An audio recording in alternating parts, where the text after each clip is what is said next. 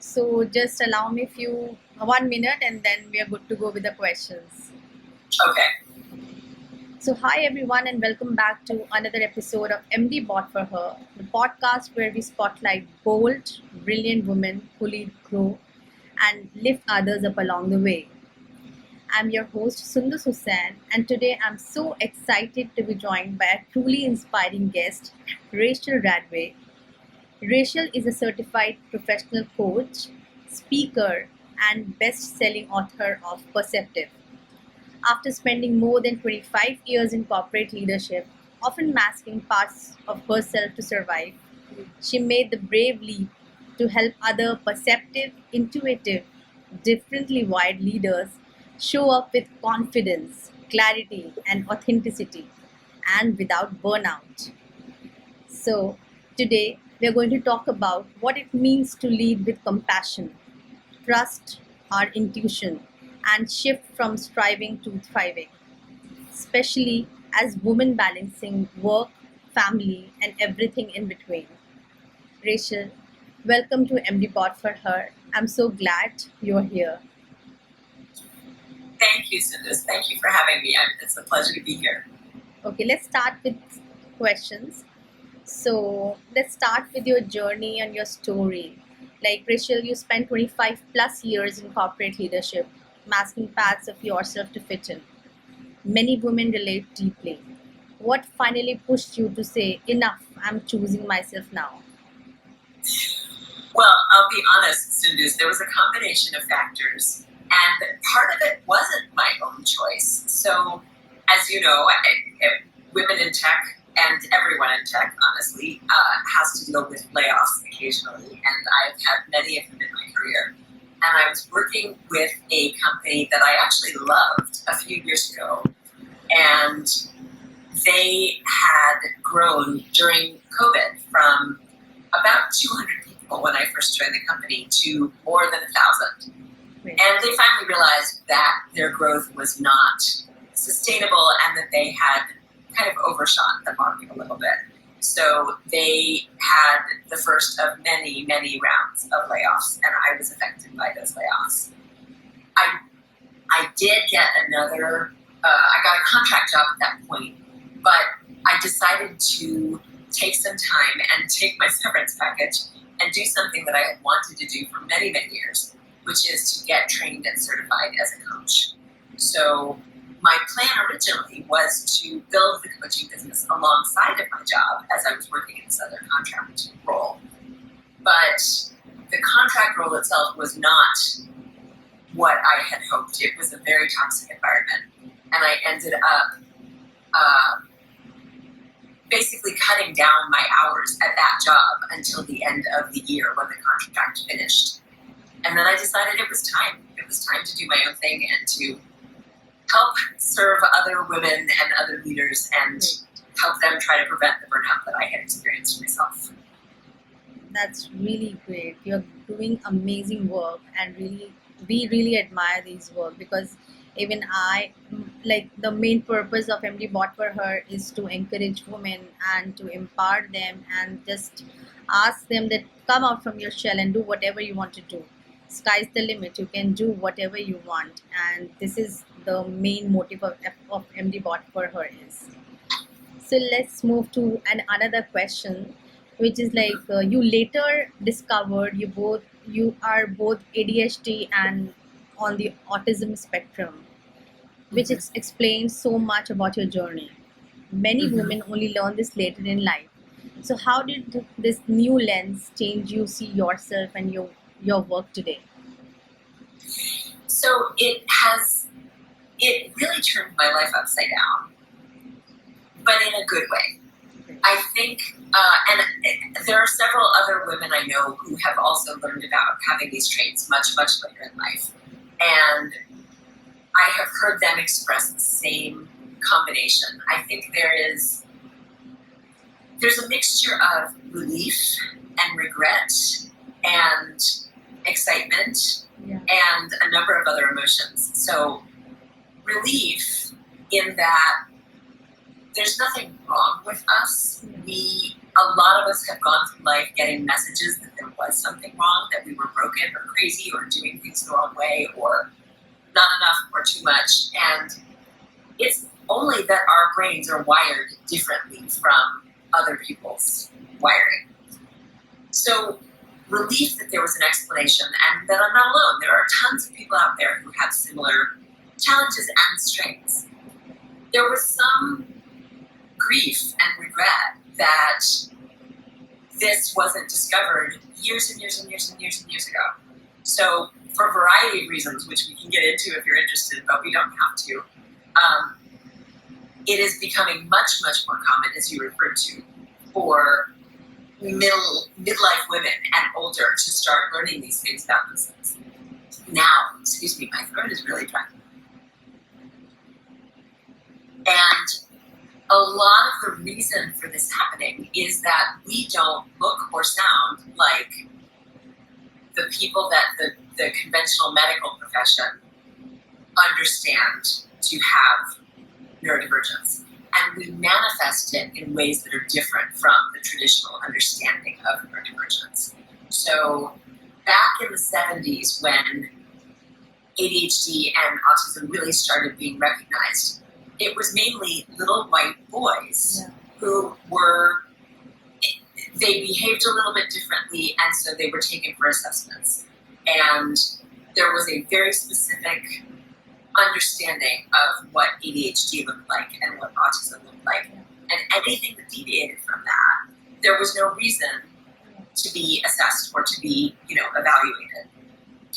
And a lot of us, especially women, were good students. We were smart, we were capable, we did well in school, we weren't hyperactive in the way that is recognized. So we were passed over. It was just thought, we were fine. And looking back, I completely understand how that happened, but there's definitely, my life could have been very different had I known a lot earlier on that I had these traits. And then excitement about, what's to come and kind of reframing both my past and my future. Great. Now we'll talk about your career and your path. You have chosen this path. So today you coach perceptive, intuitive leaders, many wired differently, like ADHD or ASD. So what inspired you to focus on helping them thrive, and how do you encourage them to shift from striving to thriving? So one of the things that I talk about is my own story, and I use a lot of examples. I start my book, Perceptive, off with the story of burnout that I went through in 2014. I was a director at a global Fortune 500, and I was so burned out that I really was verging on non-functional. It was very difficult for me to just go through a normal day and do everything that I had to do. In 2014, people weren't really talking about burnout, at least to the extent that they're talking about it now. But mine was so severe, and so I didn't really know what was going on with me. I just knew that I couldn't continue the way that I was going. And it was so severe that I ended up quitting my job, selling my home, and moving to another country, out of the United States, to find a place that was where I could heal, where I could recover and not have to work for a while. And I see so many women dealing with similar challenges and struggles, and yet a lot of these women are so driven, and they know how smart they are, they know how confident they are, and how capable they are. They're high achievers, they're ambitious, they think they can just power through it and just keep going. Yeah. And the harm that does is incalculable. That's what I thought. I thought, no problem, this is the time when I should be doing this. I was in my 40s at the time. I thought, I can still work, 60-hour weeks, no problem. I didn't need to have a personal life. I didn't need to have a social life. I needed to establish myself professionally and, get promotions, and that was how I was taking care of things. And looking back, it took me years to recover fully from that burnout. And I have since learned that there are different kinds of burnout. There is typical everyday, I've worked too hard for too long burnout. There's also something called neurodivergent burnout that not a lot of people have heard about. And a lot of the women I work with have encountered it without even realizing it. Part of what causes that kind of deep, severe burnout is masking or putting on a persona and trying to go through our day every day as someone that isn't really true to who we are. And that's what I was doing for years and years and years. We don't realize it. It's not something that we necessarily do intentionally. Exactly. But most of us don't have a lot of role models of women leaders Exactly. who are doing it as authentically as themselves. Exactly. So they're modeling someone else. They're channeling someone else when they're doing it. And so that's why I do what I do, because it is so. Because I meet so many brilliant, powerful, smart, talented women who really aren't living or working in alignment with their values and their goals. And it's costing them. And I want to help them stop themselves from getting to where I got. Right. That's really nice. And seriously, your story is very inspiring, and so many people and listeners will get inspired. Obviously, they'll get to learn a lot of things, and obviously, they will also come out and do things, and they can easily relate to your story. So now, like, most of my audience is are like the mothers or the women who are like married and they are like trapped in their lives and they're not able to do anything. So wants to restart their career after kids and a long gap. What's your best advice for them to find their confidence again?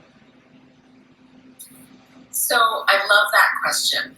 And there can be career gaps for a lot of different reasons. It can be taking care of your children. It can be taking care of elderly or sick parents or other people in your life.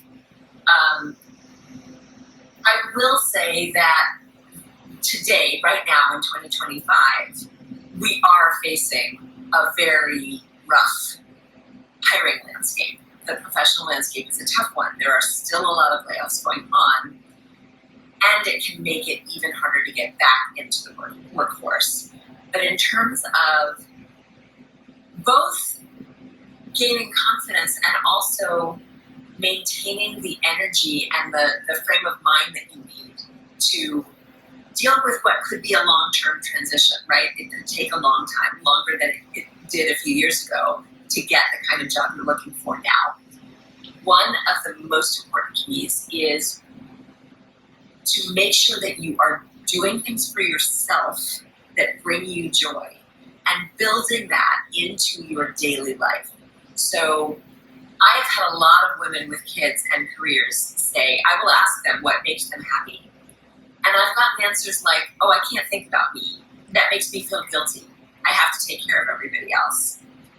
If you don't take care of yourself, you will no longer be able to take care of everyone else. So it's incredibly important that you really try hard to find the things that make you happy and that bring you joy and make time for them. And it doesn't have to be things that cost money, and it doesn't have to be things that cost a lot of time.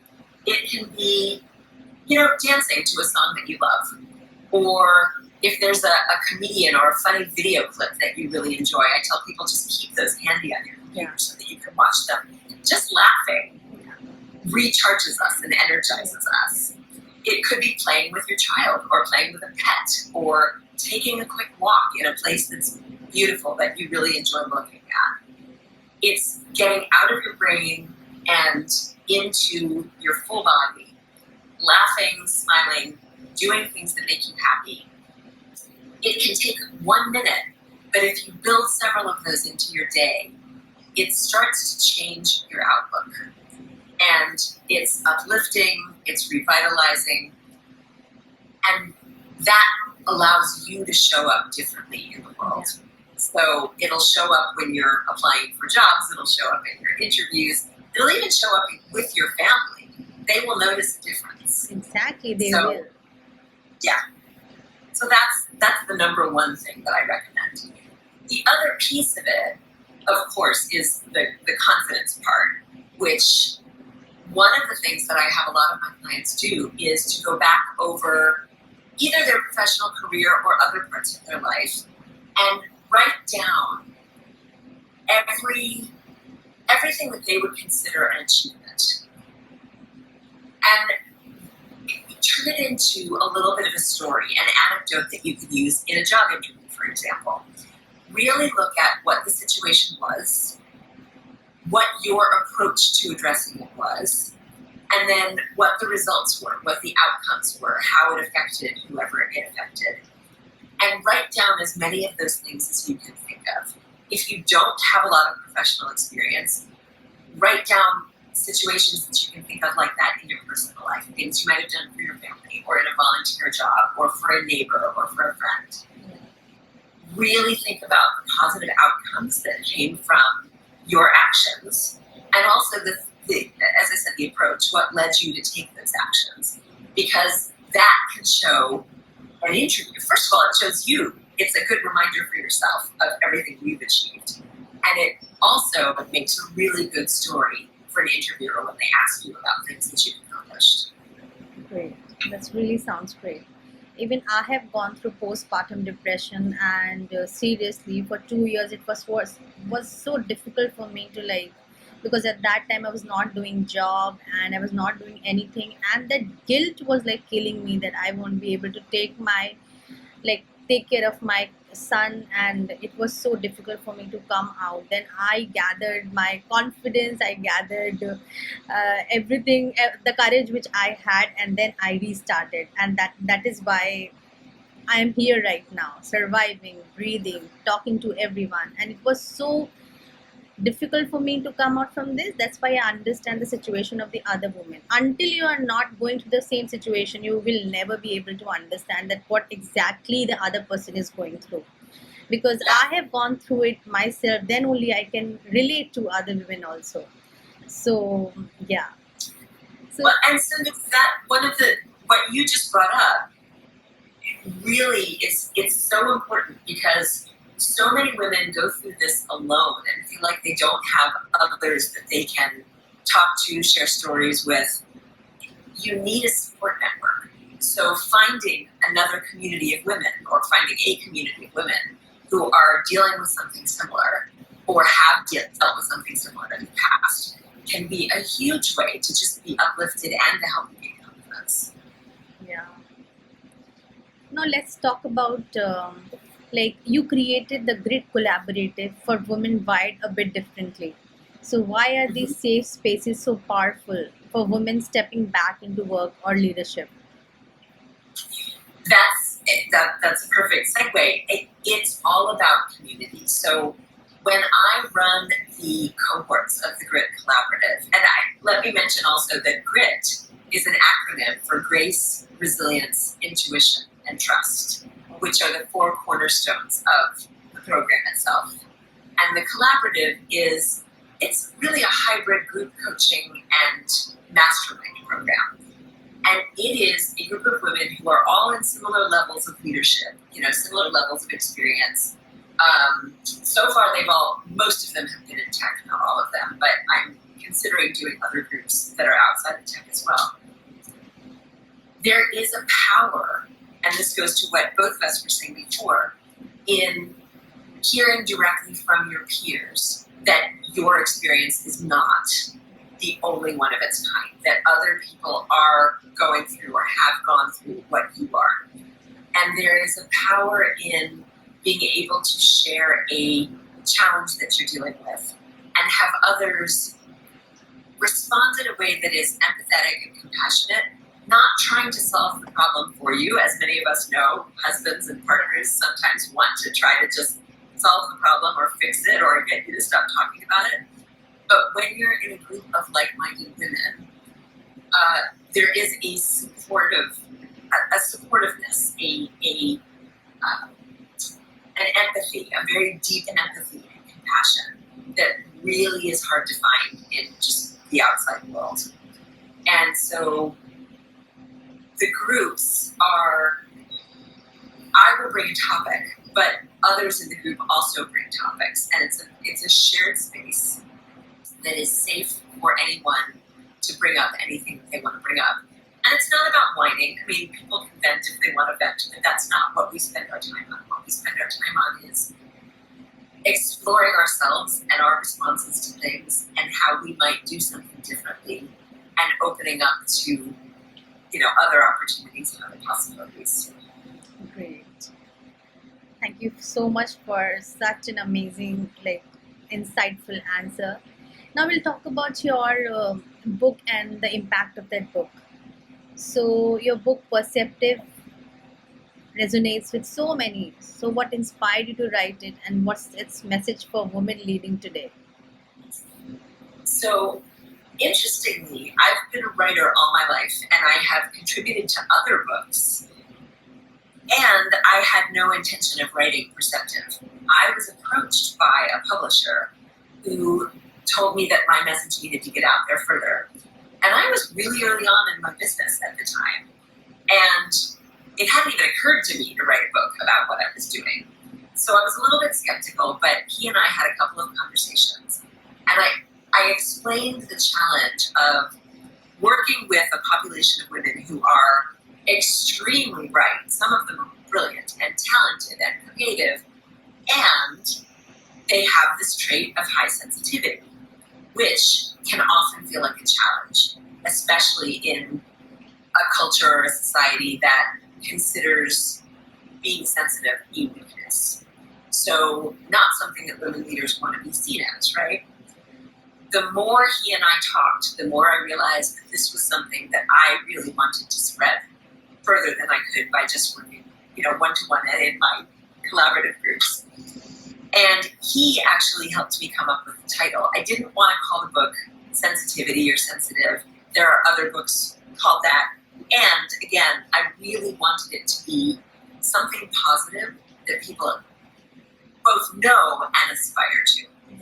And when we came up with the title of the book, I was sold. I knew that I had to do that. The message that I hope people finish the book with is, regardless of, no matter what messages you grew up with, were given in your culture, in your family, in your school, even as an adult, sometimes we still get these messages. You are perfect as you are. You are whole, you are not broken, and you are definitely not alone. There are 30% of the population, gender agnostic, so it's all genders, are highly sensitive. There has been research to show that. Once we learn that the gifts that we think, we sort of discard, we don't think of them as gifts, we think that everyone can do these things. Once we learn to embrace these gifts and these superpowers, we can more effectively deal with the challenges that are actually the other side of the coin. So you can't really have one without the other, they come together. And we can be some of the most beloved leaders out there, especially leaders who are highly perceptive, who are smart and talented, and also can read a room, can understand what other people need, can read nonverbal communication, are empathetic and are intuitive. And the world needs more leaders like this, not fewer. So that's really what I wanted to get across in the book. You have so much to offer, and the first step is starting to embrace it yourself and really acknowledging all that you bring to the world. Great. It was such an amazing one, because when I read about it, I was amazed, because the way you have written it and everything is seriously, each and every word. I haven't read the entire book, but still I have done my work, so I have read somewhere about it. So I find it really interesting, and thank you so much for all these wonderful words which you have written, and it's really encouraging the women and the not only the women, the males as well, because not only women are like dealing with all these situations, even the males nowadays are going through a lot which they don't discuss like women. So but our, like we can relate, like we can empathize more with the women, we can relate more with the women. That's why I can say that, yeah, it is truly an amazing work done by you. Thank you so much. Thank you, Cindy. That's beautiful to hear. That makes my week. So I appreciate it. At last, I really want to know that, because I am asking, this is my personal question, that you help so many others. How do you stay motivated and energized, especially on days when burnout tries to creep in? It's a great question, and I will be really honest. It is a constant journey of reminding myself the things that I work with my clients on all the time. So even though I can help my clients come with great results and redesign and realign their lives, I still have to use the same practices. I still have challenges, and I still have to be mindful of what I'm doing to myself. I have some very conscious practices that I use all the time. For example, with my calendar link is all over the place. People are always scheduling time on my calendar. I make sure that I, first of all, check my settings so that nobody is able to schedule more than a certain number of meetings per day. But I also put in buffer time because I really need it. I had years in corporate of back-to-back meetings. And nobody can do that, whether you're highly sensitive or not. But my brain, there's no way that I can really function at full speed. And so I'm doing a disservice both to myself and to my clients and to anybody else that I'm talking with. So I'm very careful about the way that I schedule my commitments and about boundaries and about saying no when something really doesn't align with me. That is also. And going back to what we were talking about before about finding things that bring me joy. Yeah. So making sure that I go take a walk or, look at some flowers or watch a funny movie or do whatever I need to do to recharge and to laugh and to, give myself a little joy. Great. Now, we'll talk about only one small step, finally, for any woman listening who feels stuck or invisible. What's one small thing she can do this week to move from surviving to thriving? I would say that the very first step is to acknowledge that there is something more for you, that this doesn't have to be it. You don't have to be living this way. And that you deserve more. We all deserve more. We deserve to have fulfilling lives. So just asking the question, what is it that I really want for me? I have been amazed at the number of women especially whom I ask that question and they have trouble answering it. Just like the question about what brings you joy. So really just ask yourself, what do I want? Where do I want to be? What would fulfill me in a way that my current way of living and showing up isn't? And then when you can answer that honestly for yourself, amazing pathways can open up and you can find the people and the resources that you need to start on that path. Thank you so much. I think it's amazing what you're doing, Sindus. I think we need so much more support for women leaders. And when I use the word leader, I also use it in a very broad way. So it doesn't just have to be people who have teams reporting to them. It is people who are leading in making a statement, in showing up and doing good things around them for their community, for their family, for the world, however that shows up. And we need more support like your podcast for women like this especially. Thank you. Thank you so much. I think we're done with the time also. and Okay. the discussion was really like very insightful, and my listeners will get to learn a lot from you. So thank you All so right. much, Rachel, for being here and for sharing your story and wisdom so generously with us today. And your words are such an encouragement to every woman listening who's ready to trust herself more, design a life that truly supports her, and lead with compassion and courage. To everyone tuning in, if you found this conversation inspiring, please share it with another woman who needs to hear it. And remember, you can always start, restart, and thrive on your terms. Rachel, thank you so much again, and it's been an absolute joy. And Thank you for having me. It's been a pleasure talking with you. I really enjoyed it.